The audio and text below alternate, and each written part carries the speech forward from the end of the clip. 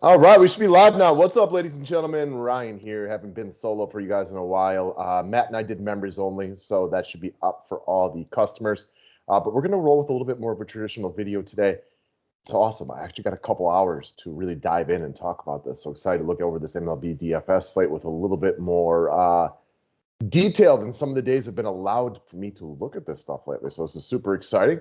Thank you guys all for a lot of your patience over the last month as we've been getting acclimated to some new things over here. Let's talk about today's slate.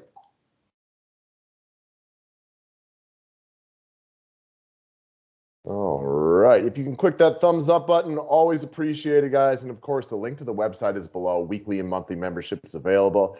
Nice to know we're only a little bit more than a month out from NFL season starting as well. Subscribe to the station if you are new to it, and let's talk about where we're going to go from a pitching perspective today. So it's not the most beautiful slate of pitchers ever. There's a lot of kind of wishy-washy guys you might want to check out.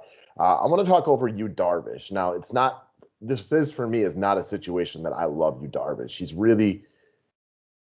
had a lot of less than stellar starts over the past month or two and hasn't looked like himself. And it's just interesting to wonder if that's anything to do with all the sticky substance stuff. Hard to know. I don't really know. Just could also be the summer months. Whatever the reason might be, he has not been as reliable, but he's set up and projected to be the highest owned pitcher today. So know that as you set your lineups, because he does own big upside. We know the Colorado Rockies offense is one of the worst in the league. For me, Matt likes him more than I do, so we're just going to put that out there. And I think Bellman's going to end up using him in GPPs. I kind of like the idea of the GPP fade, so a little bit of a mixed opinion right there, which is okay because we will have slates where you're not going to necessarily agree on the pitcher. I wanted to talk over you, though, because I want people to know that he's projected to be the highest owned guy in the slate. So if you're playing in a cash game, it just makes a lot of sense to use him. And if you like him, don't just fade him to be different, but there are definitely rational cases to look other places in GPPs. Next up, let's talk about one of my boys from my Milwaukee Brewers, Tyrone Taylor, 2,600, cash game lock for me. So the Brewers offense is getting a lot of love today.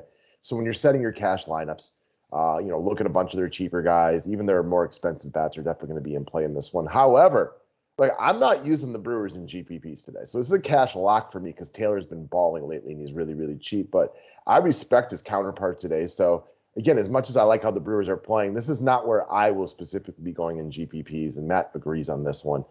So definitely a better cash game play in our opinion. Next up, the flip side of this would be Jared Kelenic, 2,600. Matt likes the Mariners a lot today. It's kind of a contrarian GPP stack. There's a few offenses getting a lot of love, like we mentioned with the Brewers, for example. Kelenic is a very, very talented young player. If you guys remember, we brought him up on his second day in MLB, and he made us look really, really good. Mostly bad since then, but he started to play better over the last couple of games. Home run last night. Should be relatively low owned on the slate, as it sounds like the lower cost outfield love is going to the guys on the Brewers. He's got a pretty good matchup with the Rangers, who just aren't very good. So love this idea as like a GPP contrarian play. Next up, let's talk about Cesar Hernandez. Cash game lock for me again, 3,500. Good matchup against McKenzie right here. He's projected to be the highest owned second baseman on the day. He's very affordable and quietly having a really nice season with his power right now. He's got 17 bombs on the year. Now he moves from a very mediocre Cleveland team to a good team, the Chicago White Sox. So look for him to continue to produce switch hitters, so you never have to worry about the matchup later in the game. Cesar Hernandez makes a lot of sense as your cash game second baseman today. Last up, let's talk about today's cover boy, Joey Votto. I don't know if this is under the radar for everybody, but he is just on an unreal stretch right now and should come in once again very low owned today.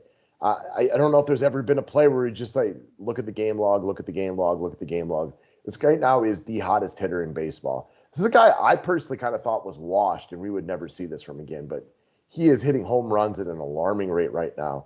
It's almost impossible to get him out. With a lefty-on-lefty matchup with Rich Hill and at this price tag, I don't expect him to get any love today. So when you can get the hottest hitter in baseball, and a guy that's a former MVP that, even though he seemed kind of washed, clearly has some left in the tank right now, I love the idea at him and probably below 10% ownership today. And this is for a guy that's been tearing the cover off the ball for about 2 weeks right now. This guy is just playing at an unreal level, seeing the baseball incredibly well, and you should get him at very low ownership today. So I like that a lot for GPPs. That is what we got today, guys. Wish you all the best of luck tonight, and we'll see you tomorrow.